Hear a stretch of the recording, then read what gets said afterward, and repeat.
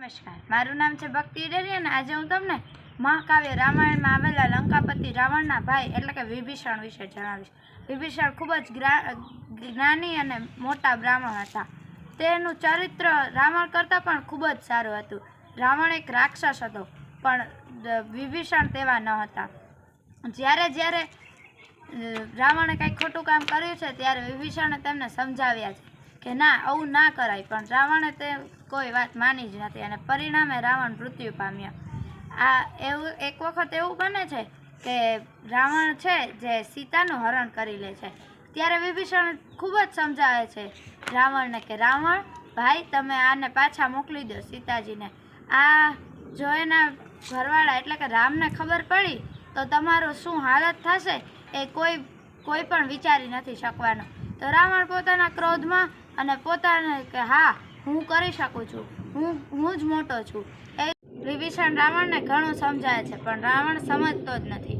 તે પોતાના અભિમાન પર ટકી રહે છે અને પરિણામે રામ ભગવાન ખૂબ જ મોટી વાનર સેના લઈને આવે છે અને રાવણની સેના સામે યુદ્ધ કરે છે.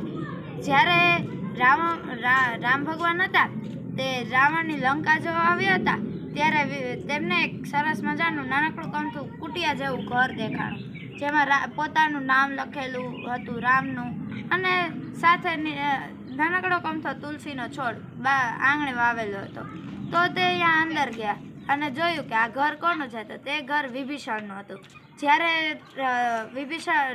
રાવણે વિભીષણને રાવણને સમજાવ્યો ત્યારે રાવણે વિભીષણને લાત મારીને ઘરની બહાર કાઢી મૂક્યો હતો.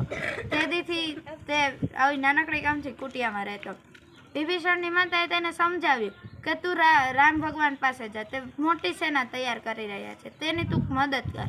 અને વિભીષણે તેની મદદ કરી અને ત્યારબાદ તે યુદ્ધ જીતી ગયા રામ ભગવાન. અને રામ ભગવાને વિભીષણને અમર હોવાનું વરદાન આપ્યું, જે હાલની તકે વિભીષણ અમર જ છે ને ચિરંજીવી છે. નમસ્કાર.